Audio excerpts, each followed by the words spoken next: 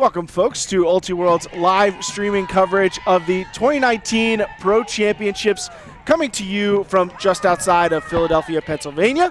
I'm Keith Rayner, joined in the booth by Eileen Murray for a women's division matchup to start us off. Seattle Riot, the #1 overall seed, taking on Washington D.C. Scandal. Eileen, two really powerful programs in the women's division that would love to start this tournament off with a win. Yes, I'm really excited to see this happening. I know in the last matchup at the U.S. Open, they played for the 3 spot, and Riot got the better of them that time, so I know they're really excited for this matchup today. Got a lot of star power on these two rosters. Riot getting ready to receive the pull in white. Scandal pulling in the black and red kits.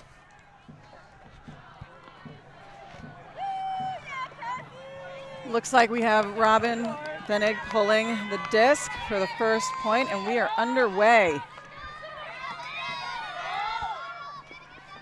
Disc centered to Alyssa Weatherford. Zach Verzu underneath. Continue to Bailey Zonizer. Just matchup to start by Scandal on defense. And a vertical stack as a pick is called downfield as the disc reaches Kelly Johnson. I love that the players are continuing to use the hand signals on a regular basis. It makes everything so much easier to watch. Johnson up line to Weatherford and into the red zone.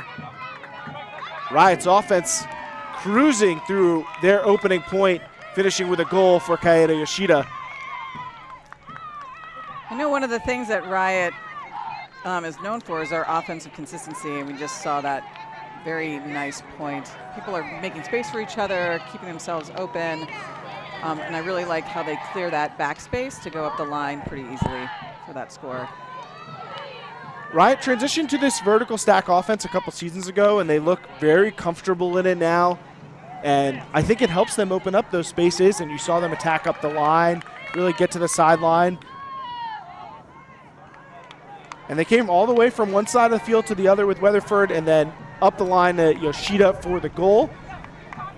You can already see the impact of one of the team's new additions in Kaeda Yoshida, who I was told was able to be in Seattle for the entire season, which is really nice to have somebody come in new, but to be there the entire time for the season to integrate pretty easily into the system.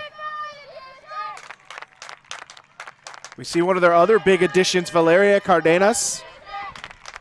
So 2 international players joining this Riot team this year, and both are players with a lot of acumen. Excited to get a chance to watch them with this Seattle team, having had the regular season really to get on the same page. Pull goes up from Cardenas. I think the pulls in the women's game have really gotten much, much better since I was playing in the early 2000s, and it makes such a huge difference.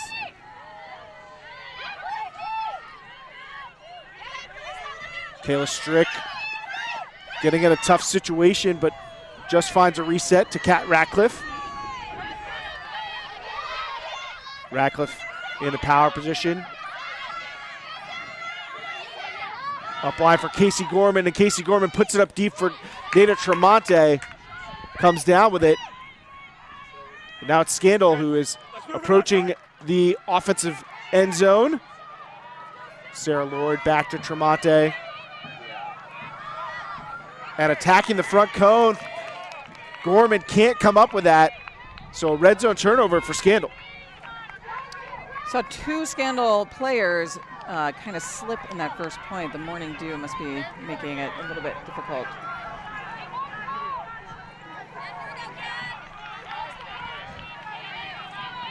Sheena Titcomb brings it to the front cone. Titcomb looking to reset. Forced to lose a couple yards with the drop off to Cardenas. It looks like the Scandal D is now doing a little bit of sagging to try to keep them back there, preventing them from gaining yards very quickly. over the years, I don't know if there's a team in the division that's used that strategy more frequently than Scandal. Big away pass knocked away. Hannah Kawhi looking deep for Linnea Sue. But Ratcliffe gets there. That bat away made me nervous. Absolutely. It definitely caught a little wind. But Scandal does gain possession. Up line for Carolyn Normile.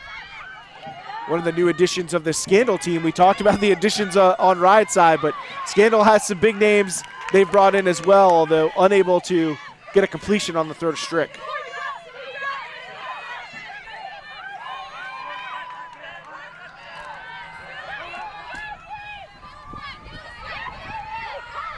Gina Titcomb puts up the backhand huck. In chase is Amy Kawhi, but can't come up with the disc. I think one of the things that's making it difficult for Scandal in this first point is the reset defense from Riot looks really strong, and it's making it hard, and the count is getting really high before they're able to reset the disc. Both teams have been trying to apply a lot of pressure to those reset handlers. When they've got the team in disadvantageous position, reset over to Sarah Lord. Lord ahead to Tremonte. Got a bit of breeze coming up here in Royersford. Feels a bit like it's coming from right to left on your screen, so Scandal perhaps working upwind and definitely working uphill in a literal sense. The field's not helping, but the defense there able to get the block. Sam Rodenberg with the hand block, but a foul called by Strick. It looks like the count's going to go all the way back.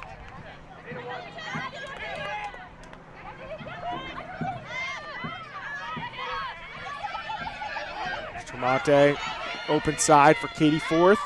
Forth looks to space and airmails a forehand, and Cardenas pulls it down. Huck from Cardenas. And brought in by Rodenberg for the goal. Riot breaks to make it 2-0. Katie Forth, also a new addition for Scandal, is a decorated history in Ultimate. It's been very impactful down in the Texas scene, and decided to move up to Scandal this year.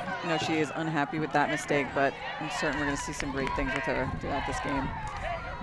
Yeah, we talked about the wind kind of starting to gust up during the game, and I think perhaps catching Forth off guard, went to throw that forehand huck and just a little too much nose up. Wind took care of it, and then Cardenas took care of it. So two scores for Riot, and already one goal for Kaede Yoshida and an assist for Valeria Cardenas.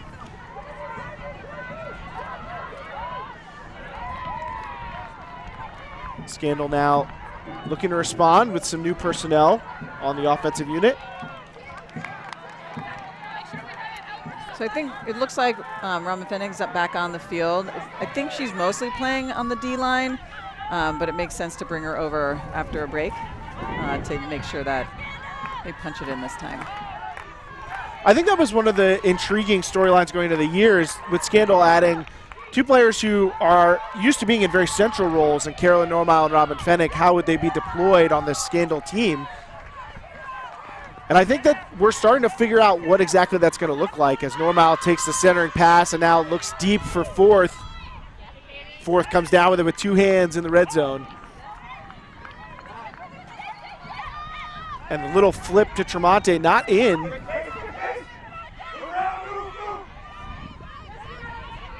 Nice goal line defense from Riot, and they nearly get the block out of it. Johnson's throw deflected, caught for the goal. Some nice concentration there. Yeah, so they get to the goal line, and Riot just clamps down really hard, making it super difficult for them to get that reset. So and that's incredibly difficult, right? Being able to stay with it even when the disc is just inches outside the end zone. But Riot showed they could buckle down with discipline. That was a really nice throw. I mean, Katie made a good play on that, but that was great positioning for that first huck throw, getting it right out in front of her. I don't think the D had a chance to make a play on that. I'd say Carolyn Normale's pretty well known for her forehand huck.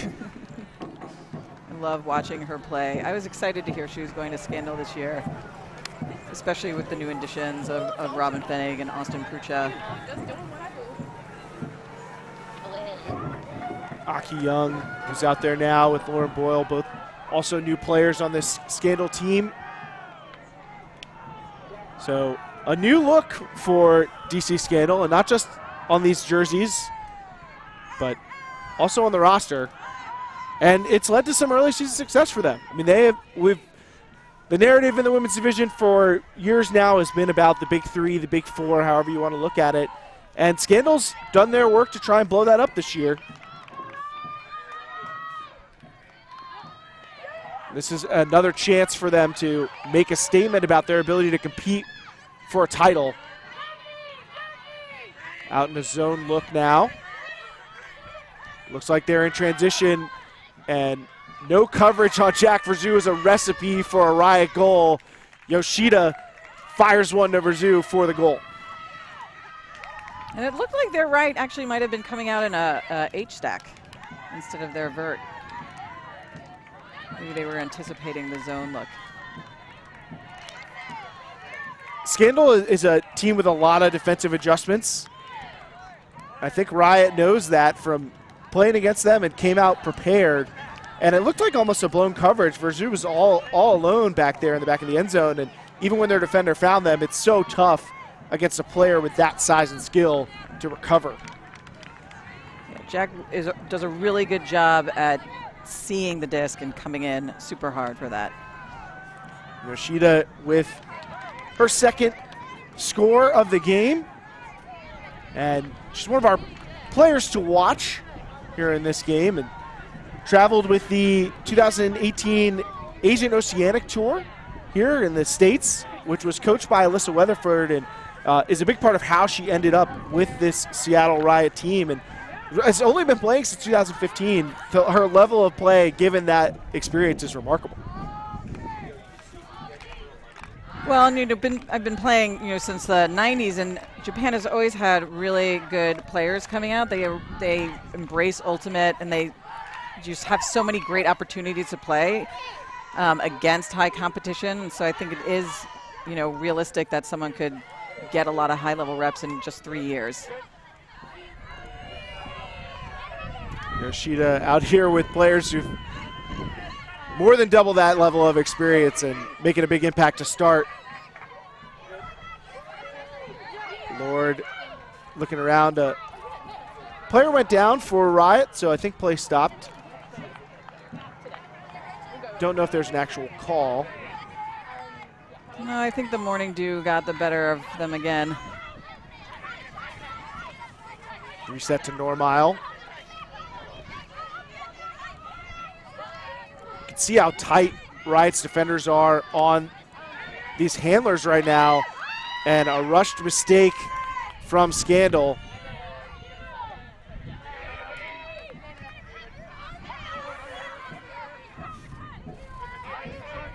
So disc into the hands of Riot.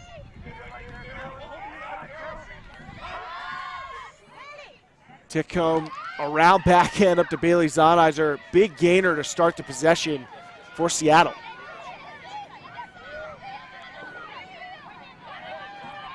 Back into the hands of Tickcomb.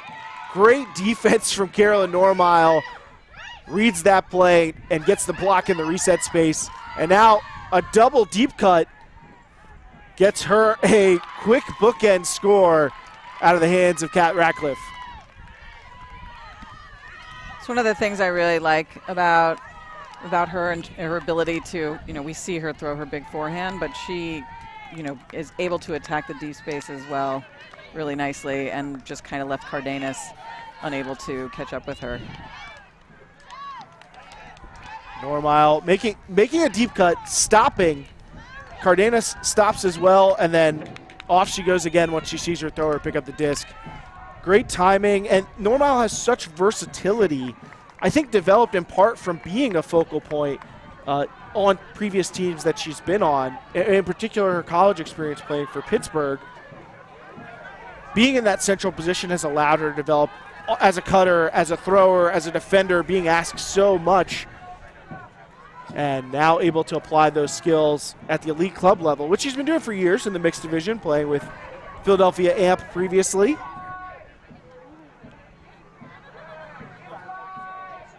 Yeah, and the move from Amp to Scandal was, simply a little bit easier travel schedule for her to be able to get to practices and gel with the team. Pull goes up from Fenig. Weatherford, trouble fielding that. That may help Scandal's junk defense. 3 players in this first layer as Weatherford slices through with a forehand and opens up the field. And quick work made by Yoshida, Weatherford, and the Riot offense. Elise Cardenas with the goal. But great work by the handlers to carve apart that Scandal zone, make it 4-2. I'm not actually sure if it's windy enough for a zone, especially against a team like Riot, who thrives on their offensive consistency. And also feels like it's dying down already. Yeah, the wind has not been a consistent presence. But even with it, I don't know if it's going to be enough to help slow down Riot's throwers. Weatherford able to crack open the zone with the forehand, and Yoshida able to throw a big continue after that, and there was just no opportunity for Scandal's defense to recover. Eileen, you coached with the New York Gridlock and Premier Ultimate League most recently, but have a wealth of coaching experience. Do you like mixing up the looks, even if the conditions maybe don't favor the different looks? Do you find that there's an advantage in doing that, or does it expose you to potential mistakes? I think especially early in a game, it's good to experiment with a couple of different looks to see, what's going to work best against a particular team. And then after a handful of points, sometimes it's nice to throw something a little bit different. But honestly, if something is working against a team, you can really kind of lock down on that particular look or that particular set and take it to them. So, I'm hoping that Scandal tries something different the next point instead of that zone, since it did not work very well the first 2 points. Cardenas opting for the forehand pull.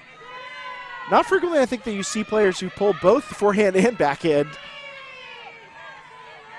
Doesn't give great field position to Scandal, but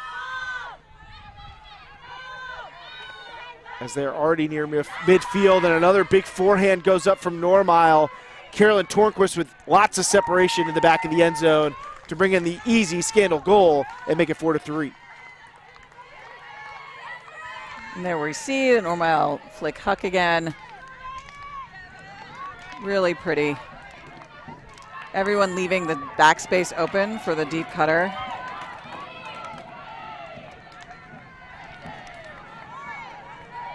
I really appreciate this going from side to side. I've noticed a lot of the teams do this really well. People are being much more patient instead of trying to cramming up one sideline. So we see Robin Fenig coming out for the defense on Scandal. And in many ways, maybe the front runner for the player of the year. Won the offensive player of the year in the club division last season, which she played with Madison Heist, which she is a former captain of, also played with the World Games team. And to be able to say, oh, we have the offensive player of the year, let's just throw her on the D-line, just goes to show how much Fenig has to offer to Scandal and what a big impact player she can be. Well, and it's always nice to have a really strong offensive player on your D-line for when you get those turns, having someone able to control the offensive flow, to ensure some breaks, and Scandal will need that now.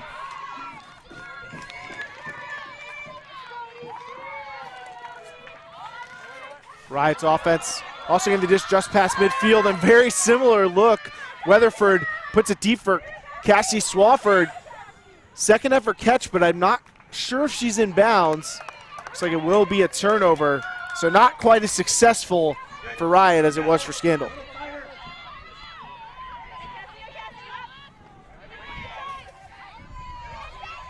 Defense moving the disc for Scandal now. Prucha resets to Fenig, and now looking deep for Amy Zhao. And she goes up with Julia Snyder, and both come down with their hands on the disc. Looks like they're not clear about which player got to it first. And I know one of the things that Fenig was excited about moving over to Scandal was being able to throw to Amy deep because she's such an amazing receiver. I don't know who got that. To my eye, it looked like Zoe got there first by just a hair. Resets to Prucha. And up ahead to Young. Scandal knocking on the door of their first break.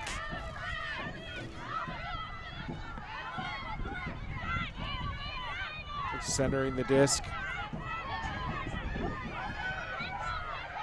Now a pick called downfield as they reset once more.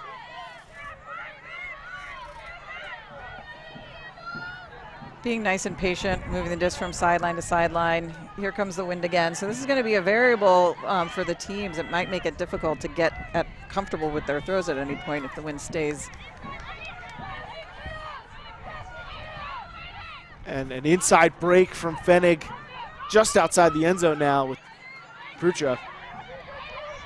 Just tried to do a split to keep it in the end zone. You got to appreciate the effort and the style. And a very similar throw from Fenig, but this one gets away. The temptation of that inside forehand lane. And the throw catches a little bit of air. Another red zone turnover for Scandal, their second of the game. Looks like they might be staying match at this point. A backhand force. You can still see some poaching in the lane. Young sprinting across the field to recover to her charge. High throw gets over the head of Cardenas and intercepted.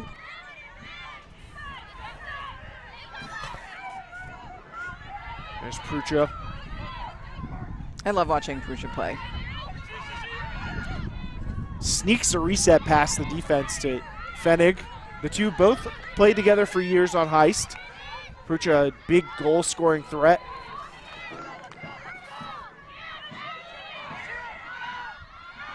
And she and Fenig clearly have chemistry, continuing to find one another.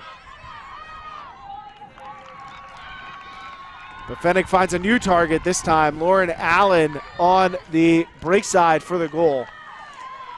And Lauren Allen is a newer player for Scandal, really fast D-line cutter. So it's nice to see her getting involved in that play. I'm excited to watch what she does the rest of this game. Allen able to find space on the break side after the turnover. Just a high throw, maybe throwing downhill. You know, the cutter's getting lower. And Fenig able to step around to put that back in. Again, a nice red zone defensive possession by Riot. They're really making Scandal grind out these red zone situations. I thought I was going to be worried about Riot's red zone defense on their first possession. Scandal walked right up the field, had a wide open throw in the end zone. A slip caused the red zone turnover. But since then, Seattle has really been locked down as Scandal's gotten near the end zone. And that could cause some real fatigue in terms of their offensive possessions for Scandal. I mean, just mentally, that grind can really wear on you after a while. And this is the first game of the day.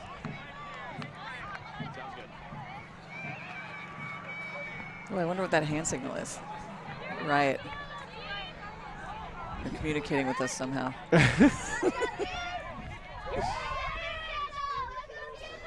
We'll find out, I guess, what they've got planned for the Scandal defense.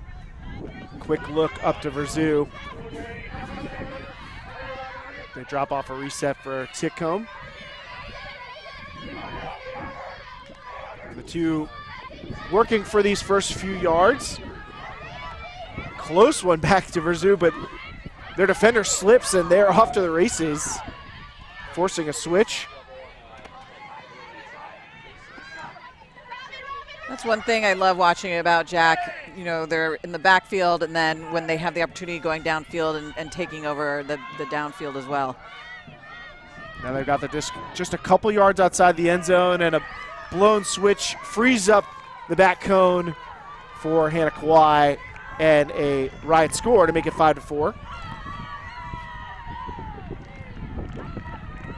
But, you know, you mentioned Verzu's ability to really become aggressive from the backfield, and their talent as a handler feels like it's just exploded over the past season and a half or so. It's really unfair for a player who's that effective downfield to also have so many great throws, be aggressive with the disc, able to generate give and goes and gain a lot of yardage, as we saw on that possession. And we talked about Fenig as a potential player of the year in the women's division. Verzu's hot on Robin Stale for that one. Yeah. We'll see if somebody else emerges at this tournament, but I feel like if the season ended today, it would be those two on the podium. Yeah. Well, and I think, you know, one of the things that was hopeful is the college, you know, they have the college, right, experience too. And, you know, when you're on a college team for that long, you kind of just grow into that handler position, just like we said Carolyn Normile from Scandal was able to do that and is now a very versatile player. Jax was able to do that same thing with their team. Dartmouth coming up just short in the college season this past year, falling on double game point in that classic to UC San Diego. But that game was amazing. Already had a couple championships in the bag, so, you know. I'm sure the loss stings, but those other trophies can keep you warm at night. Disc center to Ratcliffe, and a junky look from Riot. Titcomb, Snyder, and McKeon in this first layer of the zone, and Titcomb able to get a block on the reset, but it's still caught. That's the second time we've seen that happen for this Riot defense. Quick travel call there on Normile trying to give and go.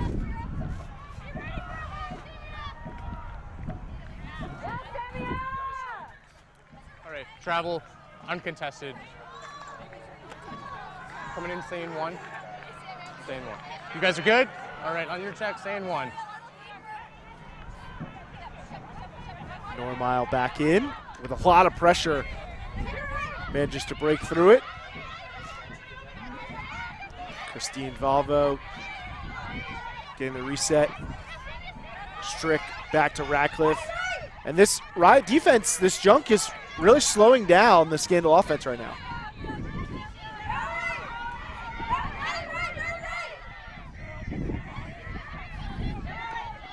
Cardenas pressures up, drops back.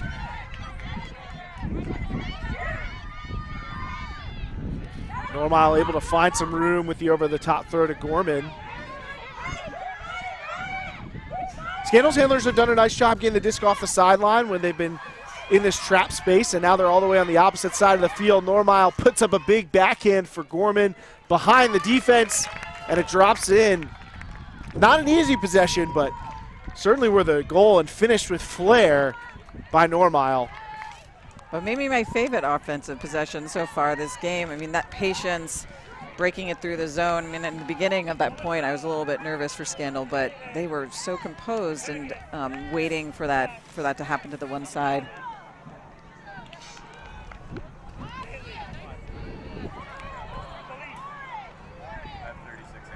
Once they got onto that opposite side of the field, able to get Normile in power position behind that first layer where she had all the traffic in front of her that the handlers were dealing with.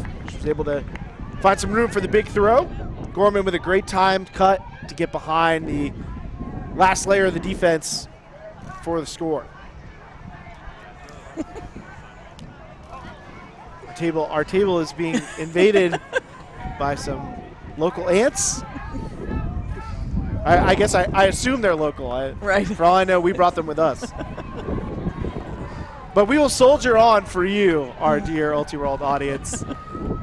especially for our subscribers. We appreciate your support. And if you're enjoying the content here that we're able to bring to you, or want to catch some of the games we've got on film, we've got another camera catching games behind us as well, or all of the film we have from this college season, this club season, some international competition. You can find out how you can get access to all that through our subscription at ultiworld.com/subscribe.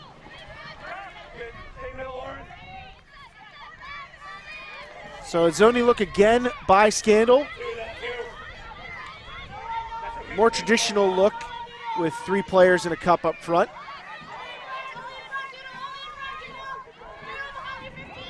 You're not going to get a lot of vanilla matchup defense out of Alex Gissier coach team. Riot taking the loss of yards and now back into the middle of their own end zone. Yoshida up ahead to Zahnizer, but tough to handle, and a short field turn is going to give Scandal a great look at a break. But they fail to capitalize.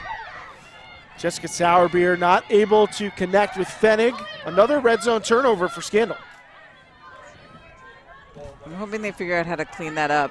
I mean, most teams are not going to give it back, and breaks are hard to come by. Zahnizer with a huck to an unchallenged Verzu. And just like that, Riot makes them pay. Makes it 6-5.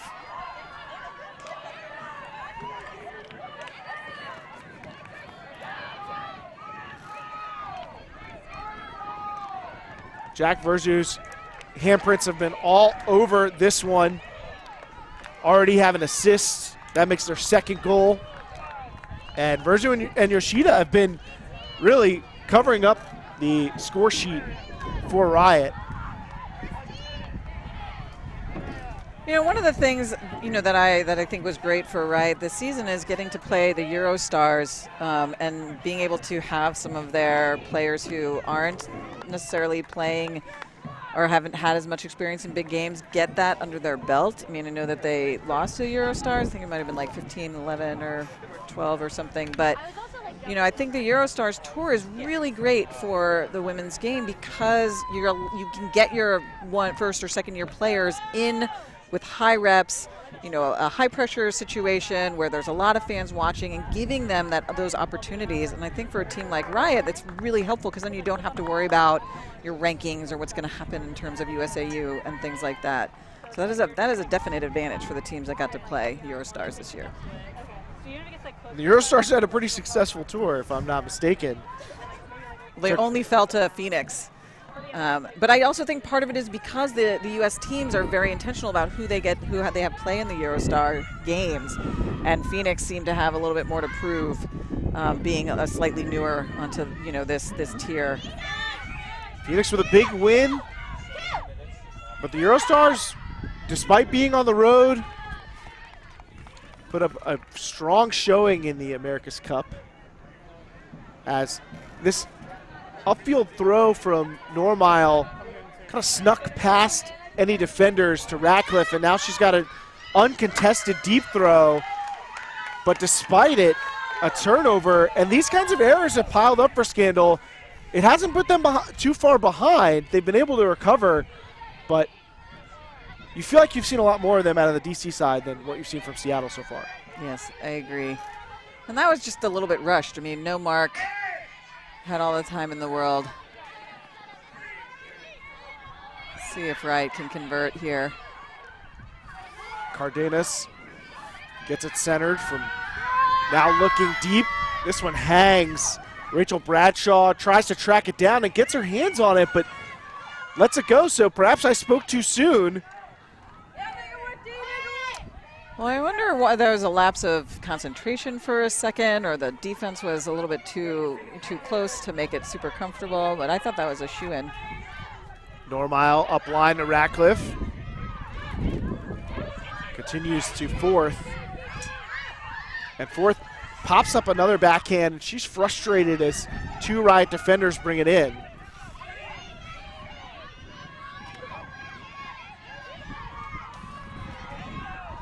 But again, Bradshaw can't come up with that. Tough point for the veteran Riot cutter. You You know, the more minutes that your O-line is on the field, the harder and harder it's going to get, just the fatigue.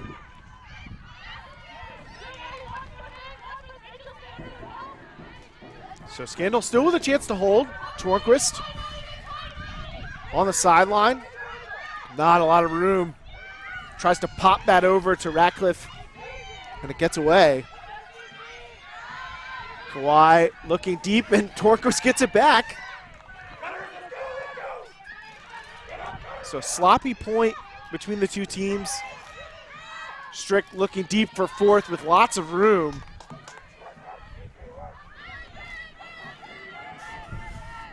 Fourth.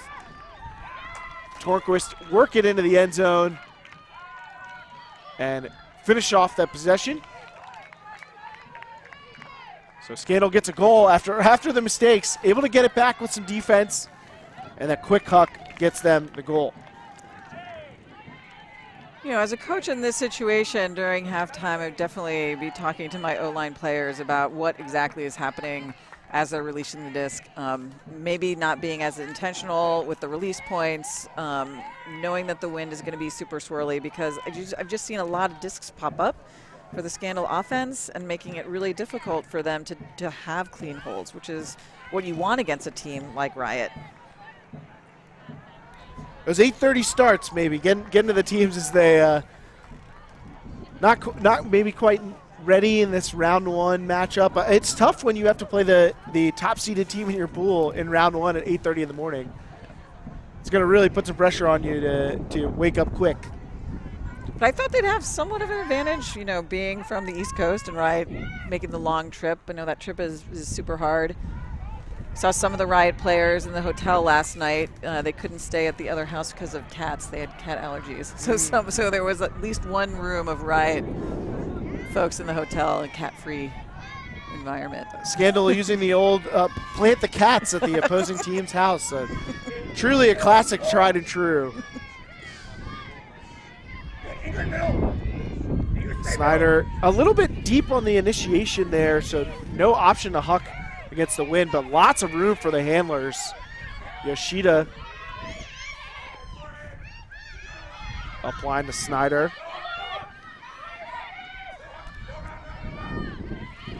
Snyder gets it around to Johnson.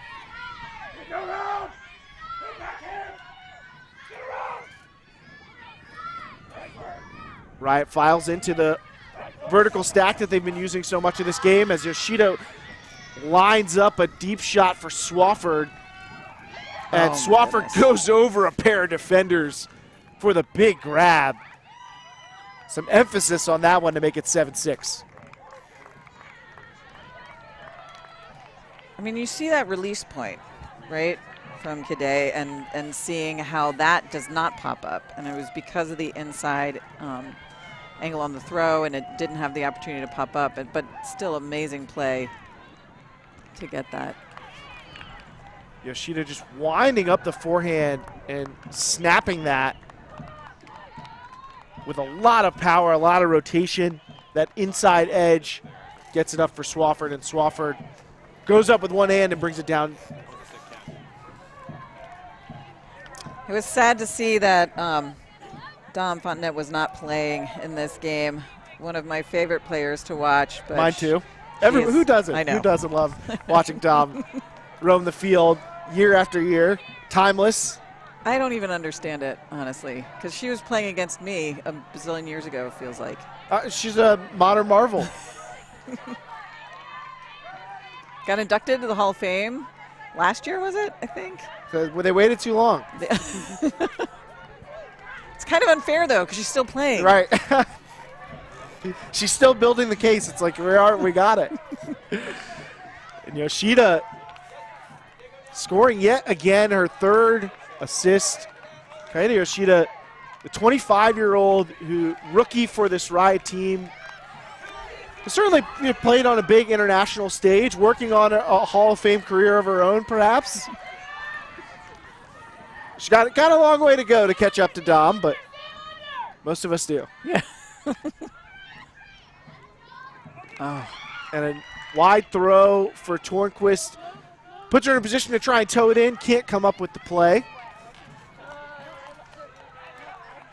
This is a short field for Riot. A break here would take us to half. Yoshida out for the D-line.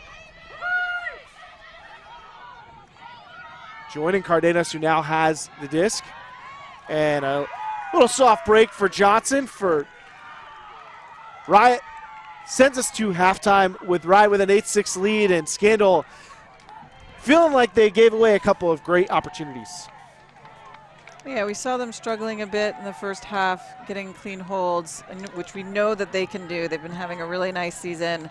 It was really exciting to see them beat Fury, U.S. Open, by 1 point. That game was amazing. So we know they have it in them, to get back on the top like they were. What year did they win nationals? Scandal? Yeah.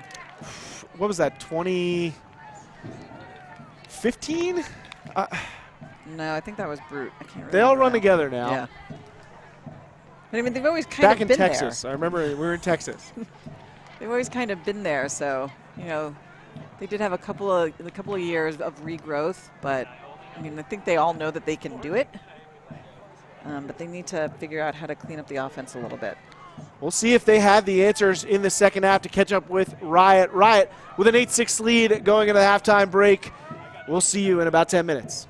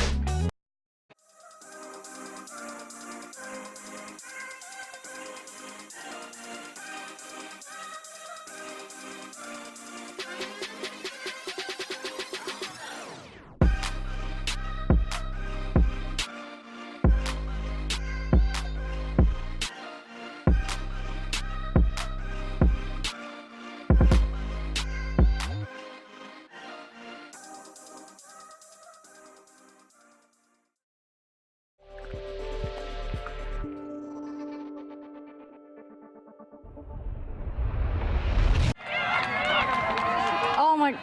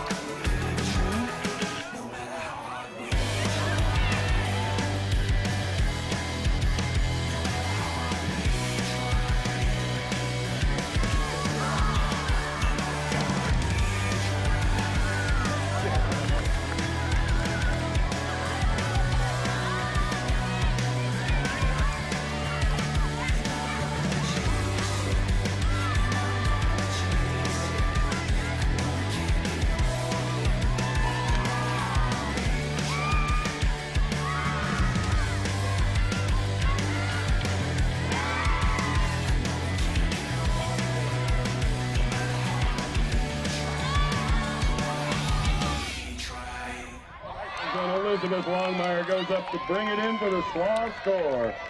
We're all tied up at 2. Welcome back, Ultimate fans, to Ultiworld's live streaming coverage of the Pro Championships from Philadelphia, Pennsylvania. Seattle Riot with an 8-6 lead on DC Scandal. Quick break there. May have told you 10, but team's taking a 5-minute half. Keith Rayner rejoined by Eileen Murray for the second half of this one. And just a 2-goal lead, nothing that Scandal can't get out of, but it feels like they're going to have to clean up some of the unforced errors that they've struggled with in this first half. Yes, definitely. I mean, I think as we've seen this season, and there are just too many close games. And there's so many games that are being won by 1 or 2 points, so just one break.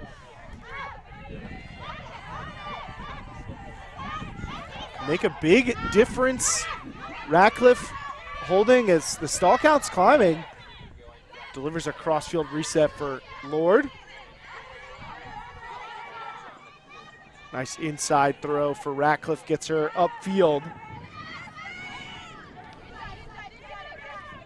Torquist in the middle. And a great layout block from Gina Titcomb. Intercepts that continued throw. And Riot has a chance to break again, and Samia Ishmael immediately rocketing a forehand to the end zone from McKeon. They head spike it. Riot's got a 9-6 lead opening the half with a break. That is not what you want to see coming out of halftime.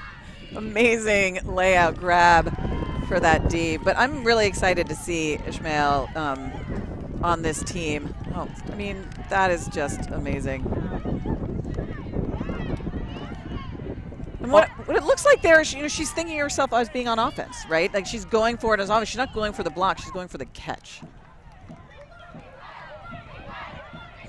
Great play from Titcomb, sets up the huck from Ishmael. And I mean, if you've watched Samia Ishmael play, you know that there's nary a deep shot that she won't take given the power she has as a thrower. Just won a gold medal with the U.S. Under-24 women's team at the Under-24 World Championships. Wasn't it her block, like she just stomped on the disc in the middle of that? She did have that kick block where she basically stepped on the disc in midair. The two of us have been playing for quite a long time. Have you ever seen someone just basically step on it? No, that was so amazing. I think I watched that replay 100 times because I could not understand how it even happened.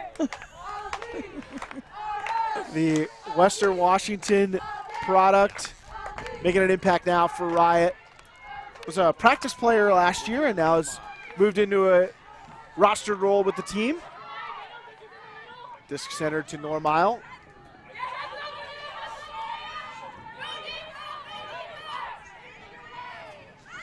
And again, a junk look from Riot.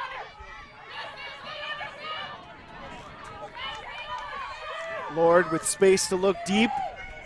Lots of Riot players in the area, and Gorman fights them off for the goal. I mean, that disc just seemed to know where the receiver was. I mean, at the very end, it trailed away from the defender to allow the offensive player to get it. I did not think that that was the path that disc was going to take. But it looks like, oh, there was a little bit of discussion. I think maybe there was talk about the offhand of Gorman as she contacts the oncoming defender. Maybe there was some talk of an offensive foul potentially, but eventually the goal stands. And a seeing eye goal from the hands of Sarah Lord at that. That should have been the first point of the half. And if I'm Dutchy at this point, I'm thinking that is the first point of the half, and I'm going to move from there. Forget about the very first point.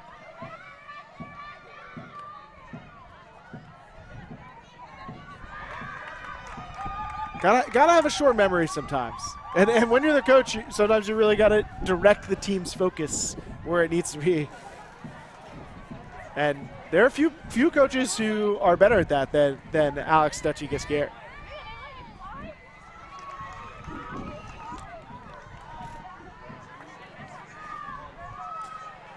One of the things that Scandal's been focusing on, they have their Platinum Relentless All-In mantra this season in the Platinum is to have a safe space to make mistakes, to grow and be supported.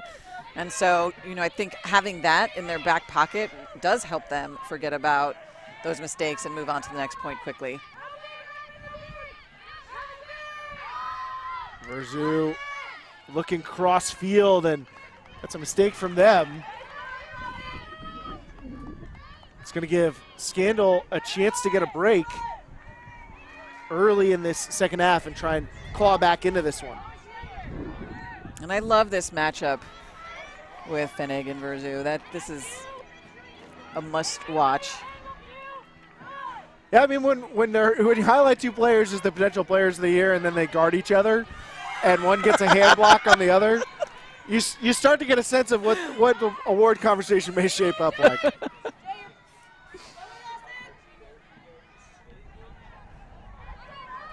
Weatherford puts one into the middle of the field. I think the intended target fell, but Sheer Stern there to clean it up.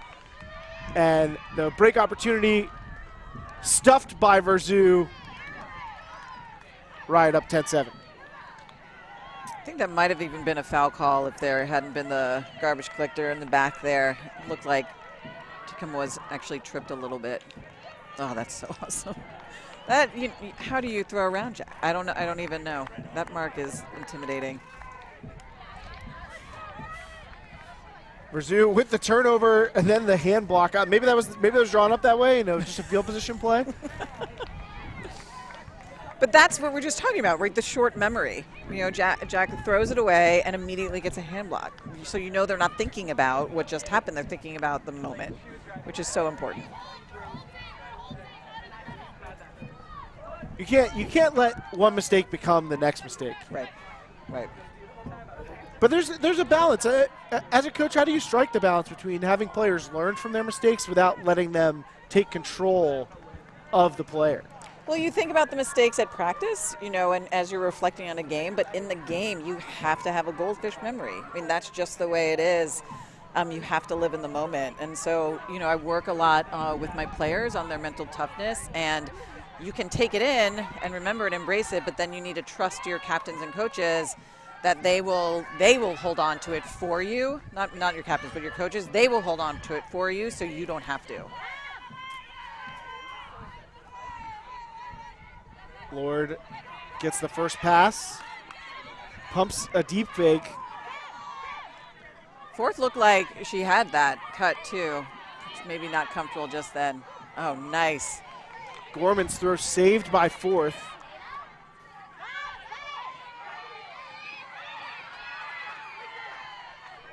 Around break from Lord. Matchup defense, maybe opening up the deep space for Fourth, and a beautifully placed throw from Normile to Katie Fourth. Gets Scandal a much needed hold, makes it 10-8. That was interesting. It looked like Scandal was intentionally trying to keep it on the far side of the field from us, and I wonder if they're thinking more in terms of a high side now of the field before they open it up for that deep shot. With this wind, I think there's a lot to like about that strategy. I think the deep game has been one of the strengths of Scandal's offense in this game. I think they've done a great job, particularly the cutters, setting up lots of room to get behind the defense while still being in range of their throwers. And certainly some big throwers on this Scandal team, but the wind's going to play with that. But you see them able to get lots of space back there. Fourth, even with two defenders coming to help, has enough room to catch that. And playing into that by setting yourself up for success, by getting the disc in positions where you can make those deep throws, seems to be helping the Scandal offense. It's a great observation.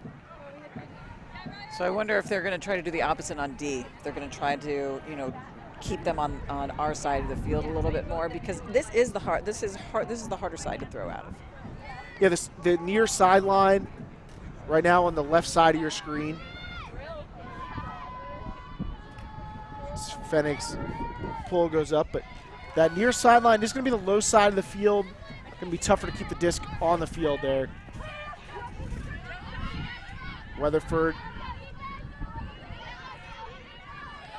Short pass to Titcomb. Again, junk defense from Scandal.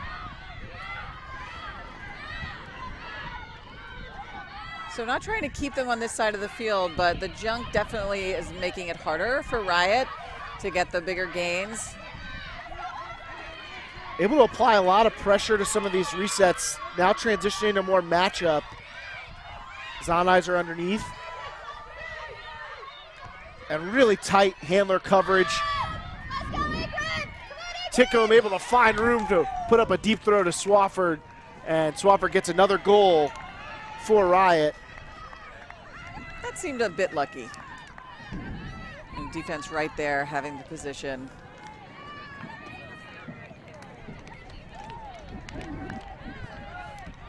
I mean, obviously a score is a score, but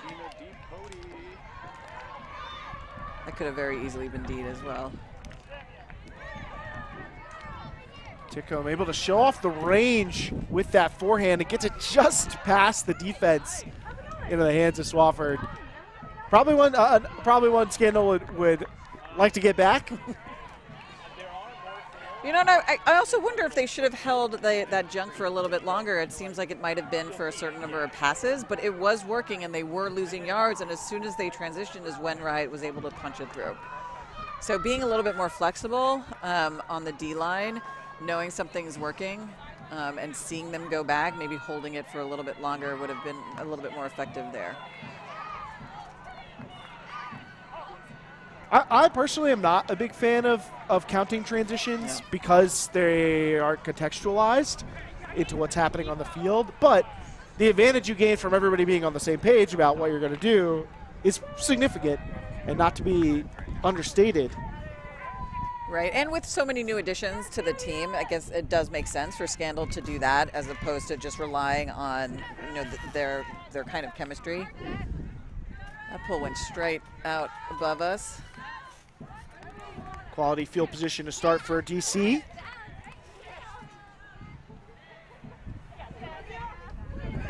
So Yoshida moving on to the D line. She's playing on both, I guess, a lot for Riot.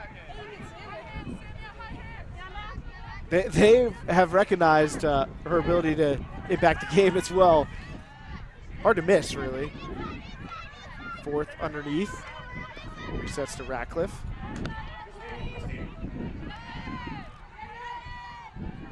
Riot has shown that they've been able to buckle down in tough situations defensively. And as Scandal passes the brick mark, Riot finds themselves in such a situation.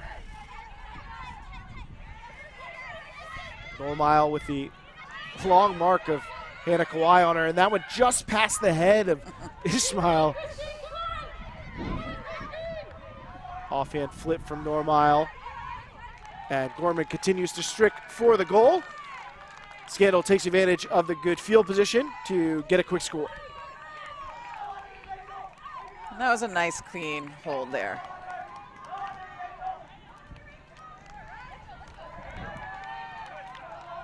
Normile, big fan of the offhand high release backhand. Uses that to access that little short break side space. I find myself wanting to say cheeky because I've been working with the Eurostars, and they have those great terminology, buttery, cheeky. I'm going to start using those. Have you seen, Eileen, over your career, that throw in particular really proliferate? I mean, I feel like it was a throw that when I was growing up, nobody was throwing, and certainly nobody was talking about. No, so my husband and I have been coaching for decades, and you know, when he sees that now, he gets annoyed because we used to tell our players to not do stuff like that. But yeah, I mean, it's what's happening now, and I mean, I started practicing it a little bit. You know, I play summer league, I don't really play anymore, but it is really effective. You know, it's really hard to throw those really small flicks, so you know, it's growing and changing. But no, we would never have seen that. It is caught on so quickly. I mean, now you see players learning at day one in college and high school. I mean, I bet you most of the players in Seattle right now are being taught throwing offhand comfortably from the get-go. Mm-hmm. We're going to evolve to the point where people are just throwing with both hands. Yeah. And then defenses are going to be in a lot of trouble. Big gainers for Riot to start. Abby Abramovich resetting. Big crossfield find by Weatherford for Crowd Camp. And she throws a continue to Swafford, who made a desperate reach for it and knocked it away, but she was on offense. That was going to be a hard catch for her to make, especially with Finnig right on her hip there. You know, totally unable to let it flow by and get in a better position because Robin would have gotten that D. It seemed like on the replay that Crowd Camp may have slipped on the throw and that one got away from her. Speaking of getting away, that throw from Young to Prucha, 2 first-year players on this Scandal team. That one escapes their grasp, and now Riot with great field position again. But Johnson's throw beyond the reach of the bidding Abramovich. I feel like it's pretty hard to overthrow Prucha. The wind's not helping either thrower here. Maybe not hurting Fennig as she throws it to 2 open receivers. Now it's Prucha with the disc.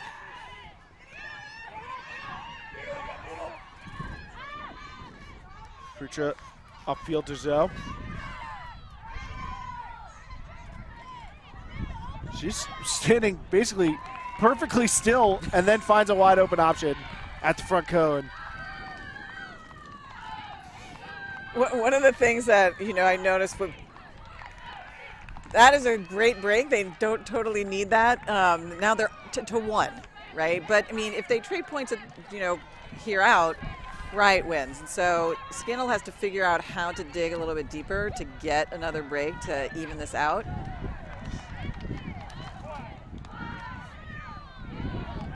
And it wasn't pretty, but Scandal coming up with a big goal late in this game. Now 11-10, Riot leads. More work to do for Scandal, but I think it got a little bit windy on that point. And if you're on defense, when it gets windy, it seems like the right thing to do. And then able to land the huck into the hands of Young, or into the hands of Zoe, excuse me. She eventually finds Young for the goal.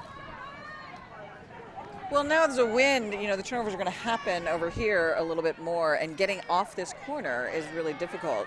But having someone like Finnig with such a powerful release point, it was able to get them out of there and then opening up their offense in a nice way. Give you a couple of score updates coming in from the women's division. Right now, Raleigh Phoenix with an 8-3 lead on Toronto Sixers. San Francisco Fury up 8-6 on Boston Brute Squad. Marquee matchups everywhere here, and that's because of the quality of this tournament. High centering pass from Verzu gets over the head of Tickham. Tickham with 2-3 shots at it. Can't come up with it. And then a call.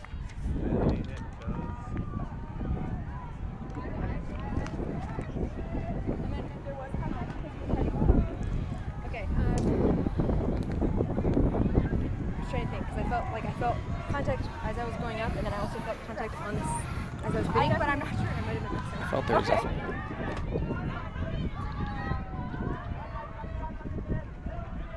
Tickham saying that she felt some contact on the arm on the second or third effort. Sure. Okay. Sure thing. All right, so observer ruling. There was no foul in the play. Okay. So we're going to, this is, this is yours. We're just going to check the ground, and then we're going to be live. So check the ground. I agree with that call. I do as well. I don't think Tickham has any more right to that space really than the defender. And summarily broken there by Fennig. Tough to reignite after that kind of turnover, and Scandal makes them pay to tie this game up. So is that like the anti-commentator's curse? So just talking about Scandal needing that other break? Isn't it usually commentator's blessing, maybe? I mean, this is a great effort by Titcomb. But it was just not just the throw popped up from that corner again. And then Fennig throwing that cheeky high release. Just start using it. There you get to. There's your opportunity. I think part of that's just it's quick. You know, she got that throw off right away. Prucha knew exactly what she wanted. I think you continue to see the chemistry between these two former Heist players. They seem like they really know each other's timing very well. Prucha knew exactly the look that Fennig wanted there and able to get into the end zone. A surprising error there from Verzus. Had a very strong game. But they're back out there with a chance to redeem themselves for Riot's offense, which has let this game get back to even.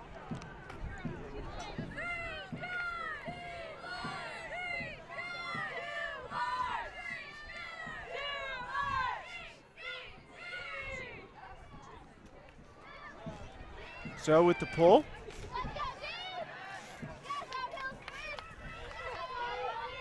Center to Weatherford, and more traditional matchup here. You get to see Yoshida versus Normile. Yoshida puts it up. I think Zoe gets just a piece of that. Not enough, however, to prevent the goal. Drops in just before the back line. Really unhappy about that, knowing that she had her fingertips on that to continue with the momentum. Yoshida getting another assist, so just short of a block on the stat sheet. A block in the heart, but not on the stat sheet. And she did have that second attempt by the other defender. I couldn't tell who that was, but that was another lucky score. Joe's tip nearly got that, I think, also after the back line. I mean, that put pressure and Krailkamp with great focus to bring it in before it could escape the field's boundaries. So Riot reestablishes their lead, now up 12-11. But things have felt a lot more even in this second half. After the first point that we won't talk about. Yes. Feels like a long time ago now after 3 straight goals by Scandal prior to that Riot hold.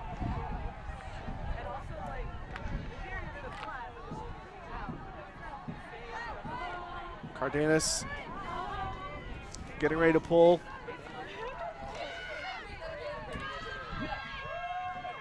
Looking like maybe going for the roller a little bit, knowing that the wind is being more spotty right now.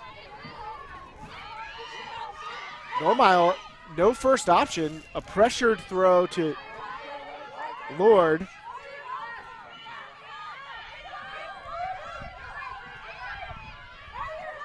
Resets to Tremonte.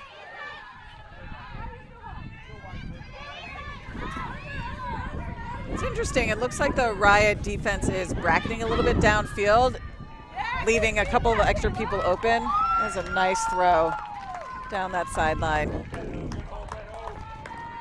Kayla Strick with an unmarked, uncontested backhand hook, and she makes great use of it to make it 12-12.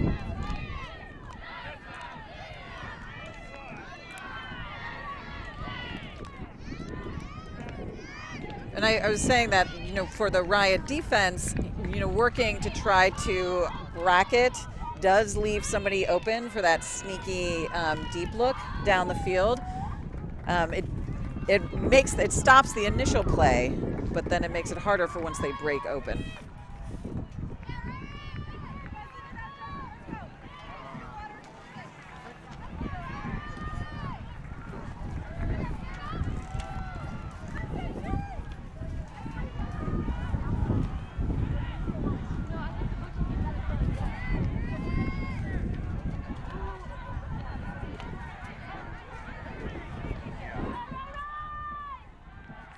Fennig getting ready to pull for Scandal's defense, which still needs one more goal to give them a real shot at this one. Yeah, I was going to ask you about that. So how are we on breaks? Right now, Scandal has 3 breaks in the game. Riot also has 3. But with Riot holding the advantage right now, receiving. So they're starting out in their junk, which has been effectively keeping Riot in the backfield.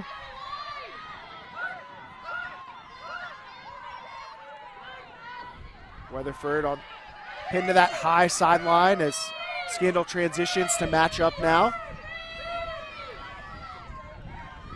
Great curling cut from Snyder, gives her power position, but her throw's just too high for Abramovich, and an opportunity now for Scandal. Well, the wind just really took that throw. I believe that when it came off of her hand, it looked good, and then the wind just blew it up, giving Scandal this opportunity.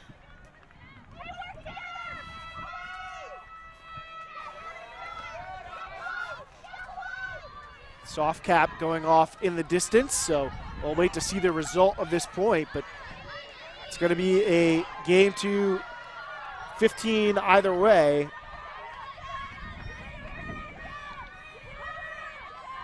Oldershaw resetting, and now the disc in the hands of Fenig.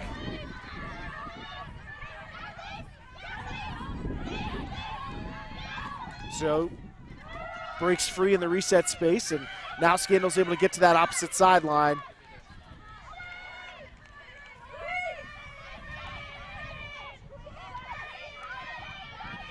Oldershaw and Fenig working that short open side throw.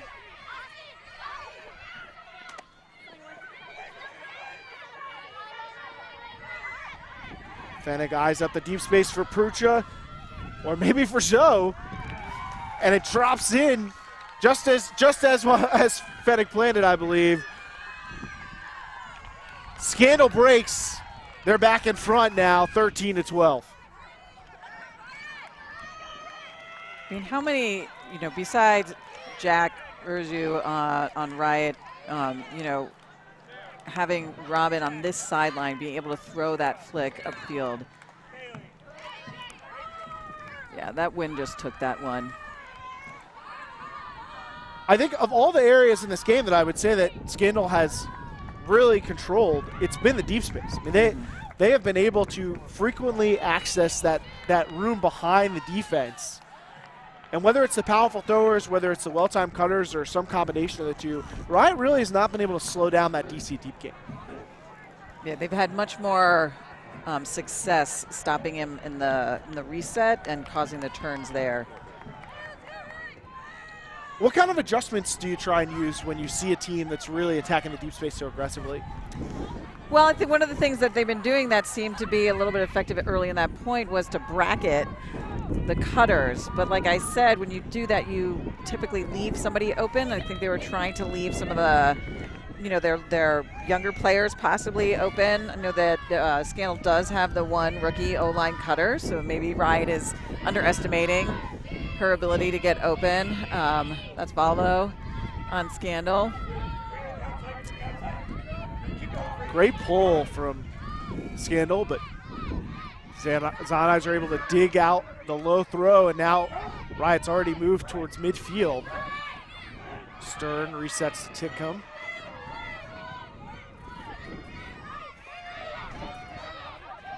I really like the Boyle Titcomb matchup. Zaneyer's forehand finds nothing but defense and grass. Now it's a turnover and a chance here for Scandal to extend the lead.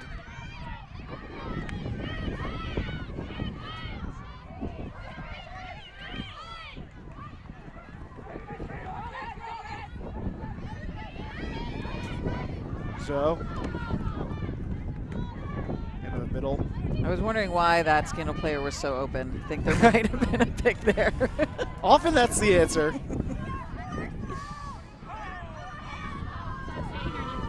I understand. I just want to make sure you didn't get a play on the play. No. It's the same thing as a pick continuation. Yeah. Yeah. So they just All right, stay so there. foul call. I'm just making sure I understand. Yeah. All right, continuation. So a call Yeah. away from the disc, causing the stoppage.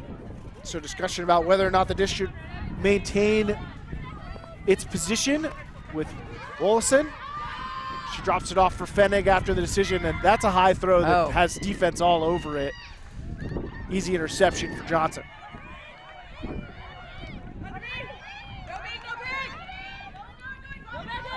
So Riot with a second chance. Titcomb turns around the mark with that big around fake. Then gets up the line. Doing the work to keep it on the high side of the field. Doing a really nice job there. Johnson catches it just up the sideline. Great continue, and Verzu keeps that going with a backhand for Stern, and Riot a little nervy, but gets the hold on the second try. You know, one of the things that I've been doing differently as a coach the past, five years is really starting to have the D-line thinking of themselves as O players, really working, and that's why having someone like Fennig on the D-line is so important, because breaks are much harder to come by. I mean, teams, I think in the 2000 when I was playing, the points were longer. There were more turns back and forth, and now you really don't get a second chance as a D-line. If you don't score that first time, the offense is not going to give it back to you. There are not a lot of possessions in this, or points in this game that have included multiple possessions for the defense. And that's actually a stat that I started keeping to think about how many first possession scores we had, and having my team focus on that.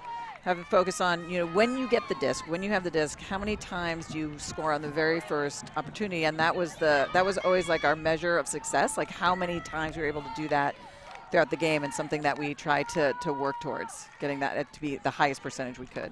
I'm a huge fan of that as an efficiency metric. I used to call it 1 PP, as in 1 possession point, but I've recently tried to move towards someone on Twitter, I can't recall who, suggested using O or D and then the number of possessions it took to score. So a 1 possession offensive score would be an O1. A 1 possession break would be a D1, etc. Nearly a D there by Linnea Sue on that under. Scandal trying to work on an 0-1 of their own, and open space for a huck. Nicely brought in by Gorman. A little bit short arms, so had to go over the defense for the catch. Torquist underneath, resets to Ratcliffe in power position again. She and Forth go to work. And Forth lays out, but can't come up with that one. Contorting herself to try and make the catch. Oh, that was just unfortunate drop. Her hand was on that. So now Riot with a chance to try and seize control of this game. Again, soft cap is on. Rodenberg up line. Nice downfield defense from Scandal. And Torquist gets the interception on the overthrow for Snyder.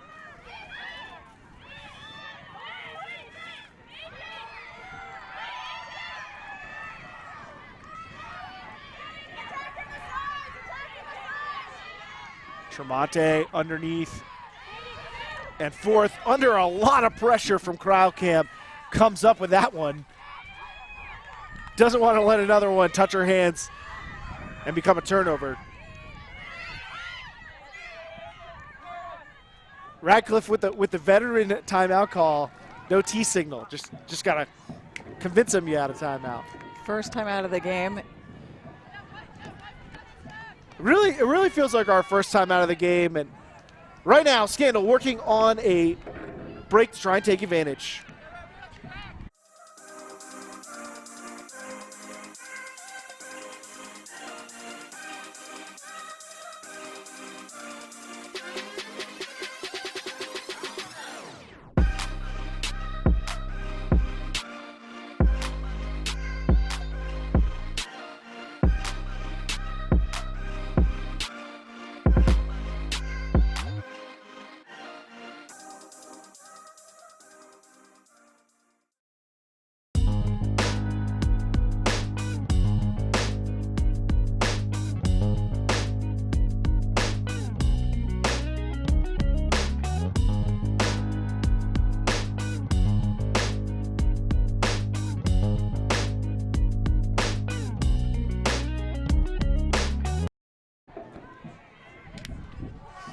13-13 here with Scandal and Riot in this round 1 matchup in the women's division. Riot, the #1 overall seed, trying to protect that seed against a Scandal team that has clawed back in the second half.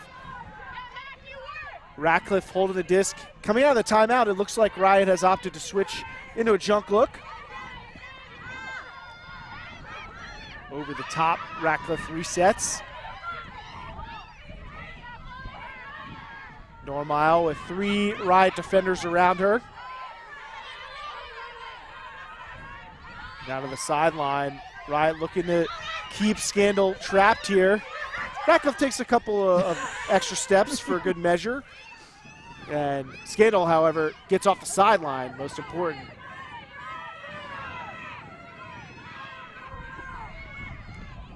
Ratcliffe has really been the maestro for this offense this point.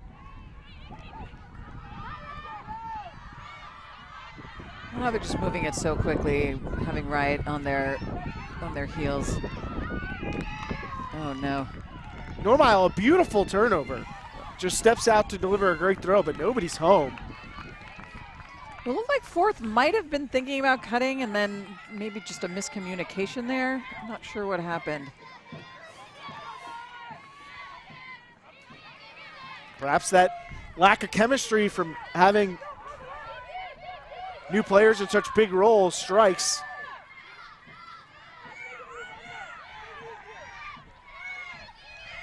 Snyder underneath. Speaking of new players, big roles, I mean, that is the story of this game. Cardenas looking deep for Rodenberg. Can she catch up? She cannot. A little bit high. Tried to track that down. A little bit right over the receiver's head. Just such a tough read when the disc is almost directly over you. Cardenas says it seems to have had a little trouble with her throws this game.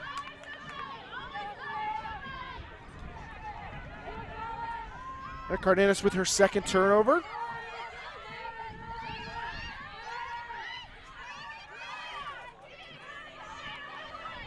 And we said that the defenses have knocked out a lot of second chances, and now working on a third chance, the Scandal offense.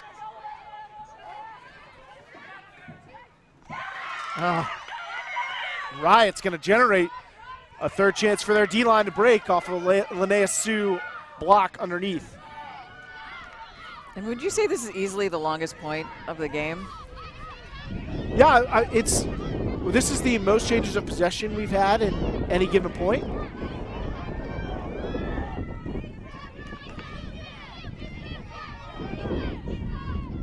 And it finished with a Riot break. Cardenas into the end zone for Crowd Camp, and Riot just 1 point away from closing out a win. That is hard to come back from, having that many turns on point, being on the O-line, and now having being broken, having to get back on the field, trying to hold this next time. So tough for the offensive unit to respond in such short order. Not a lot of time to collect yourselves. So it's not surprising that you put Fennig out for this next point with such a long offensive possession.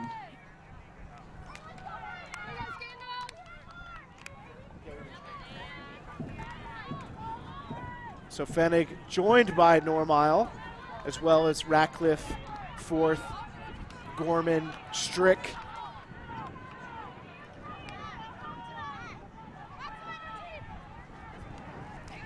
Fourth also being one of the more seasoned players on the team. Also just seems like there's some people who just can play forever. I don't understand. Also being the mother of 2 children and coming out and being able to play. I mean, she's got to be in her 40s, right, at this point? I believe she is. And much like Dom Fontanet, who we referenced earlier, still so effective downfield. I mean, this is not someone who's just kind of a stable handling presence in the backfield or anything.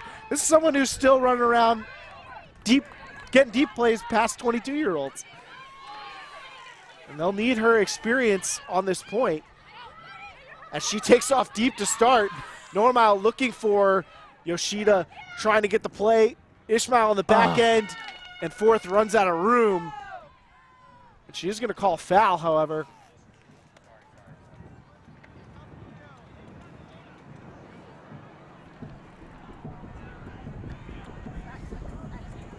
Get my arm forward. I think I just going to the desk. I think that's not foul. So I felt like it here on the side. So as we were going, and that was that moment, you know, like that stab, and then the arm came in front like this, and so I couldn't get my arm through to the next step. All right, so what do you guys want to do? Do you want to treat this as contests, or do you want to come to me for help? All right, so observer ruling, that was not a foul, because while you were running, that she had position on you, and that she had the position to make a play on the disc. You had to go through her to make a play on the disc. All right, injury called? All right. So injury called. Oh, we're gonna wait here. We're gonna check the disc back in when the new person comes aboard. So a quick resolution there after discussion, like good to hear it. Tough to see exactly from this angle because the call was on the far side of the body. I think it would have been pretty tough for Fourth to make a play even with the presence of Yoshida removed. But the observer ruling that Yoshida's positioning was such that Fourth would have had to go through her to make that play either way. I always wonder about that in terms of players going to the observer. It would have been better if they had just been a contest. It would have maintained possession. From a strategic standpoint, you mean it would have been better? Yeah. Either way, not the look that you have designed there, Normal throwing into double coverage with the high throw, even with a talented receiver like Fourth. Their defense is going to need to get it back, and they do. A short arm throw from Stern is knocked away by Ratcliffe. Prucha with room for Normile, and we're going to double game point. I love that so many games are doing double game points. It's so the division has been so exciting this year, and it just shows. Like I feel like Nationals is at this point anybody's game. Particularly in the women's division, it's hard to imagine that the team that wins the Pro Championships will not be considered the favorite to win the national championships. But even so, if you're only winning games by 1 or 2 points, that can go the other way so easily. So even if you win, I think even anyone who's in the top 8 or maybe 5, right, have a really good, strong shot.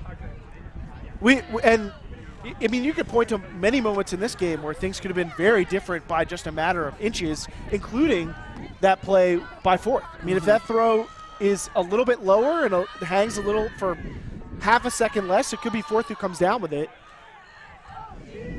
If that Stern throw is a yard further away, doesn't get blocked.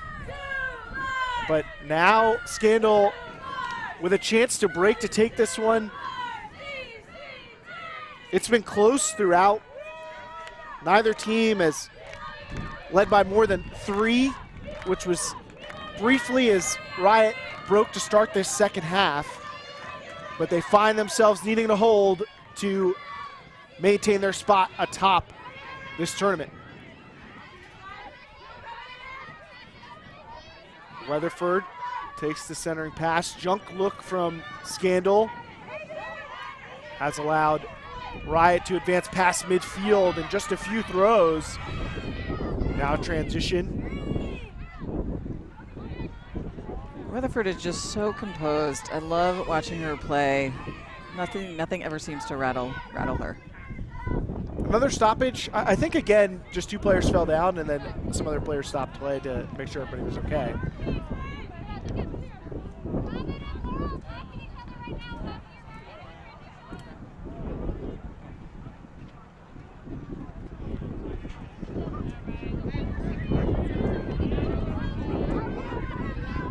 So back underway, and a quickly contested throw up ahead to Verzu, and a foul call Normile in coverage.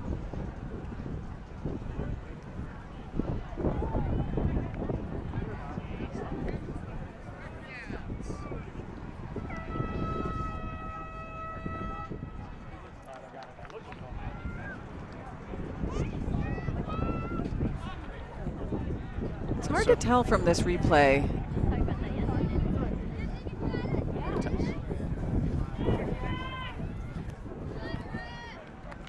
So as you mentioned earlier, the players opting to contest here rather than go to the observers, although unclear what the motivations are for that.